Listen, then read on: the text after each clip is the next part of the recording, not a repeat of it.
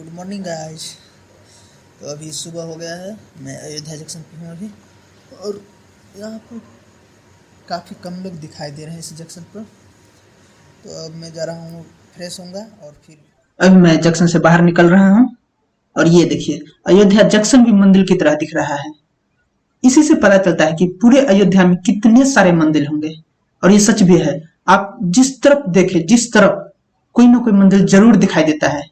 जा रहा हूँ अयोध्या धाम के लिए, जो पास में ही है। काफ़ी सारा मंदिर यहाँ पर दिखाई दे रहे हैं, और बंदर तो इतना है कि जवाब ही नहीं है यार, बंदर सिर्फ बंदर। तो मैं अभी हूँ सरयू घाट पर, जैसे कि आप देख सकते हो मेरे आगे पीछे इतने सारे लोग हैं। रामायण की कथा में सरयू अयोध्या से होकर बहती है, जिसे दशरथ की राजधानी और राम की जन्मभूमि माना जाता है। वाल्मीकि रामायण के कई प्रसंगों में इस नदी का उल्लेख आया है। उदाहरण के लिए विश्वामित्र ऋषि के साथ शिक्षा के लिए जाते हुए श्री राम जी द्वारा इसी नदी द्वारा अयोध्या से इसके गंगा के संगम तक नाव से यात्रा करते हुए जाने का वर्णन रामायण के बालकांड में मिलता है। कालिदास के महाकाव्य रघुवंशम में भी इसी नदी का उल्लेख है।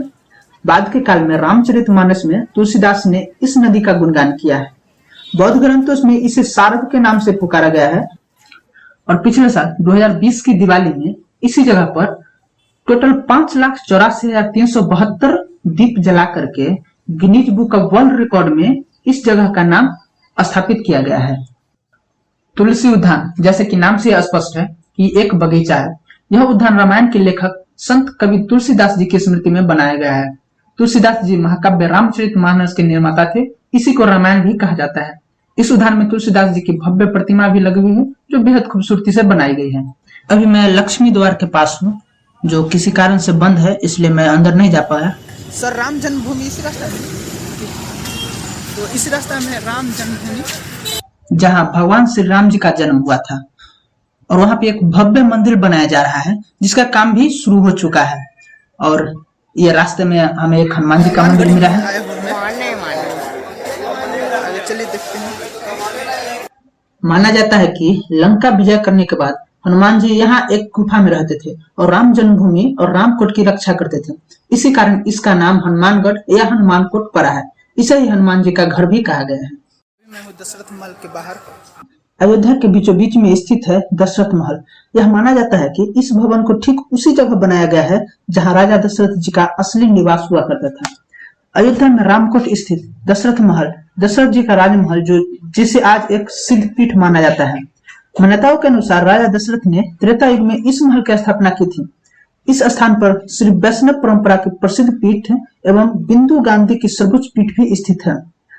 महाराजा दशरथ के महल को बड़ा स्थान या बड़ी जगह के नाम से भी जाना जाता है। राम विवाह, दीपावली, श्रावण मेला, चैत्र रामनवमी और कार्तिक मेला का यहाँ उत्साह के साथ मनाया जाता है। माना जाता है कि चक्रवर्ती महाराज दशरथ महल में राजा दशरथ अपने नाते रिश्तेदारों के साथ रहते थे।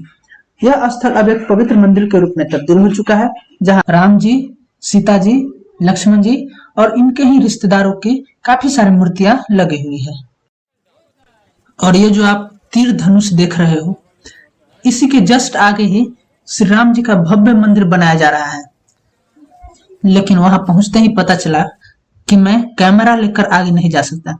कैमरा या किसी भी चीज को लेकर के आगे नहीं जा सकता।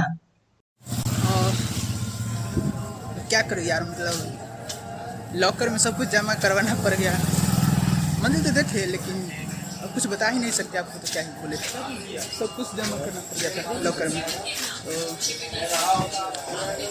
कोई नहीं, कभी ना कभी तो अलाउ होगा ही। जब मंदिर बन जाएगा तो अलाउ होगा ही, फिर देख लेंगे।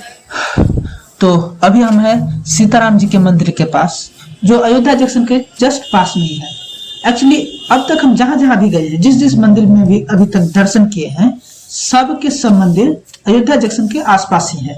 और सिर्फ सरयू नदी, जो अयोध्या जंक्शन से करीबन 2 किलोमीटर दूर है, बाकी सारा मंदिर अयोध्या जंक्शन के आसपास ही है।